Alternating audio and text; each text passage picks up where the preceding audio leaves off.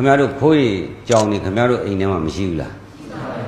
ကဲကြောင်ရောခွေးရောငါဒီနေ့ဒါနမှုတွေတရားတွေနာခဲ့တယ်ဒါနမှုတွေပြုခဲ့တယ်အဲ့ဒီကောင်းမှုတွေအမြ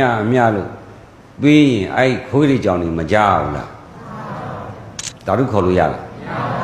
အဲ့ဒါမှတ်ထားလူဘဝမှာဖရာကြောပေးတရားကြောပေးသံဃာကြောပေးပြီးတော့ကုသိုလ်ရေးကြောပေးပြီးတော့ကာမဂုဏ်ရေးမှာအချိန်ဖြုံပြီးသွားတဲ့ကောင်တွေအဲ့ဒီကောင်တွေဖြစ်ကုန်တယ်ခွေးရခွေးကြောင်ကြောင်လုံးသွားမတွက်နဲ့အဲ့ဒီခွေးတွေကြောင်တွေကအမြပေးတဲ့အတန်နားထောင်လို့မရဘူးလားပါဇက်မရှိဘူးလားရှာမရှိဘူးလားခေါ်လို့ရလားဘာဖြစ်လို့အာကုသိုလ်ဖိစည်းတာလူဘဝမှာတုန်းကကုသိုလ်ကိုကြောပေးပြီးတော့အာကုသိုလ်ဘက်မှာပဲမျက်နှာပူပြီးဘဝကိုအချိန်ဖြုံးခဲ့တော့အဲ့ဒီဘဝရောက်သွားတာကုသိုလ်အကျိုးပေးလို့မရတော့ဘူး